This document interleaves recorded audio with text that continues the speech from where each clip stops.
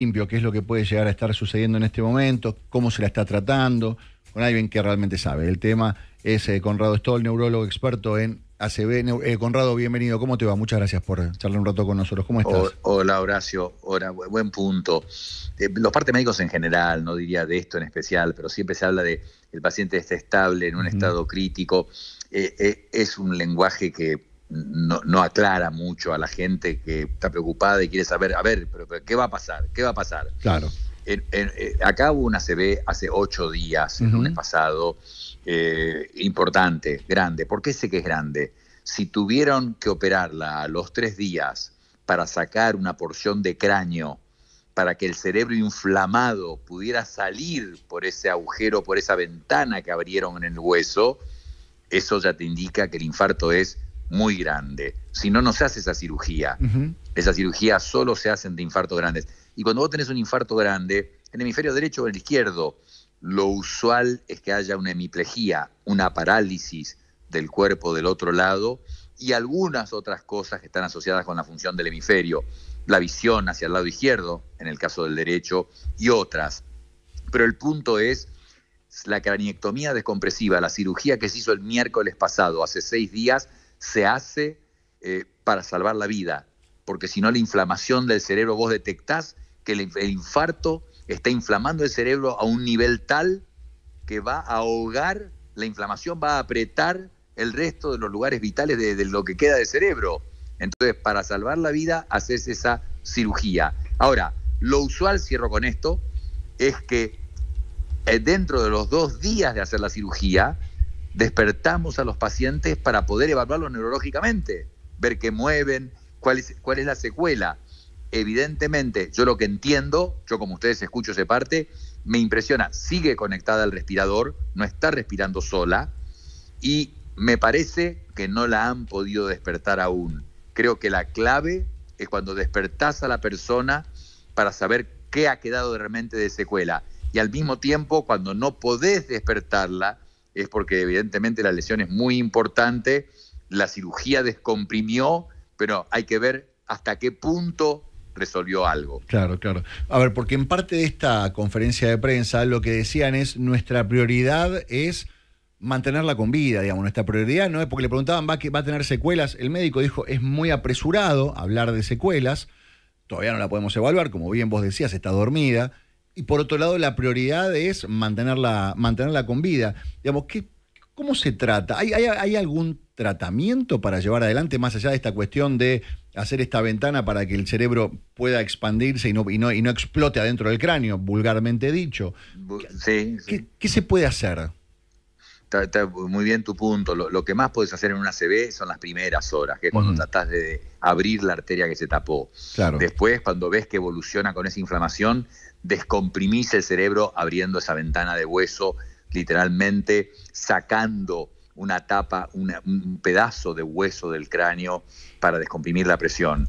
Ahora, después de eso, Horacio, no haces mucho. O sea, mantenés la presión para que haya una presión como para que llegue sangre al cerebro, a las áreas que se siguen irrigando. Es fundamental que la persona no se infecte. Las neumonías asociadas con el respirador son lamentablemente una complicación muy grave y frecuente de cuando alguien está intubado y no mejora. Por eso vos se intuba a la persona, se la conecta al respirador y vos querés desconectarlo lo más rápido posible. Claro. Porque la chance de una infección, las infecciones terminan siendo una de las complicaciones más importantes en una ACV, por ejemplo, que es una terapia intensiva. El ACV se maneja en una terapia intensiva o en una unidad de ACV. Pero no hay nada de tratamiento para el ACV, para disminuir las consecuencias de la falta de oxígeno en el cerebro.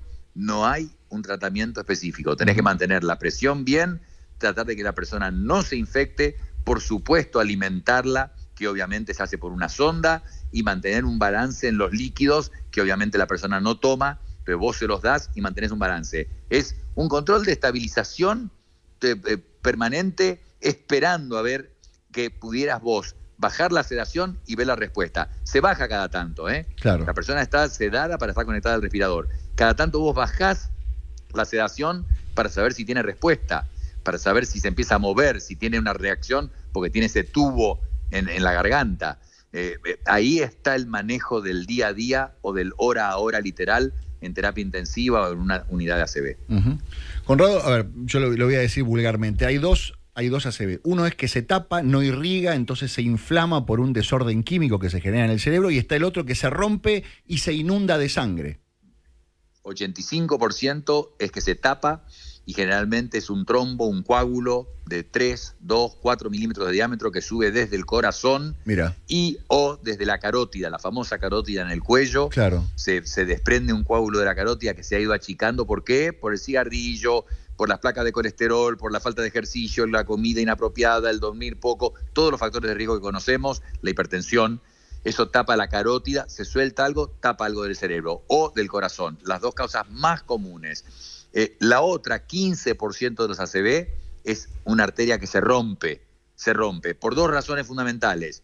O demasiada presión arterial, y por eso es tan importante controlarse la presión. La gente tiene que saber, de 18 años para arriba, el 50% de las personas llegan a ser hipertensas en algún momento. La mayoría no se enteran, hasta que un día alguien les toma la presión y le dice, prepará, vos tenés presión altísima. La gente no se da cuenta, no causa síntomas. Y la presión alta te puede romper una arteria y producir una hemorragia en el cerebro, o el famoso aneurisma, generalmente de nacimiento, una bolsita, es como un globito que se hace en la pared de la arteria y se pueden romper, y las consecuencias de las hemorragias realmente son muy graves, son el 15% de todos los ACV. Mira, estamos hablando con Conrado Stoll, que es neurólogo. Hoy es el Día Mundial del Cerebro. ¿Sabes que siempre se habla de las prevenciones, y se habla del colesterol, de las cuestiones del corazón, un montón de estudios que te hacen por el corazón, los riñones, los pulmones, pero poco se habla de cómo prevenir enfermedades vinculadas al cerebro? ¿Es prevenible un ACV?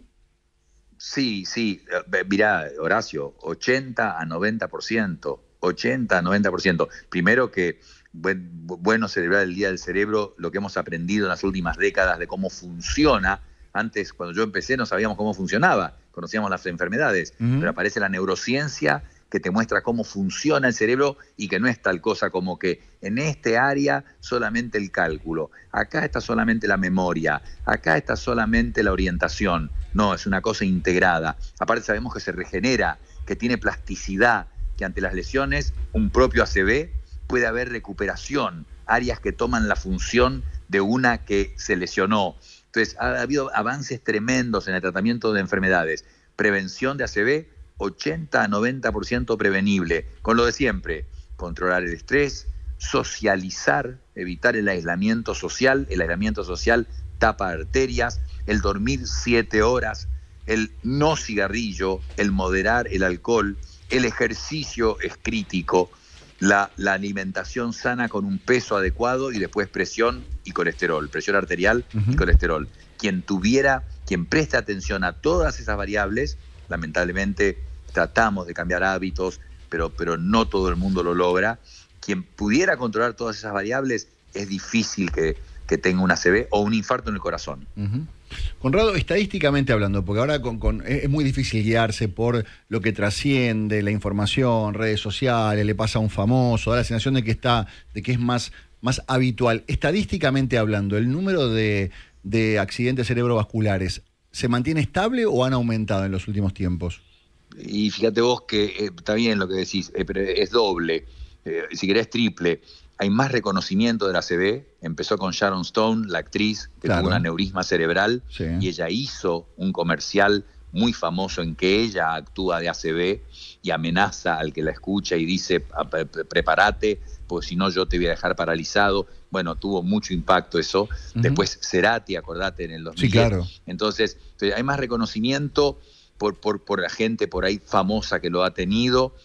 Por avances de la ciencia y publicaciones, la gente se entera más, pero además hay mayor cantidad. La epidemia de obesidad, imagínate que causa diabetes, causa hipertensión, causa apnea del sueño, trastornos del sueño, aumento del estrés. O sea, el aumento de peso que ha tenido la población mundial en los últimos 50 años definitivamente hace que aumente el riesgo de ACV o de infarto cardíaco. Paradójicamente, la tecnología avanza, los tratamientos son fabulosos, pero la conducta humana ha llevado a que los factores de riesgo sean peores o sean más marcados. Eso aumenta obviamente el infarto. Conrado, siempre es un placer conversar con vos. Gracias por tu tiempo. Gracias por llamar, Horacio. Un Muchísimas abrazo.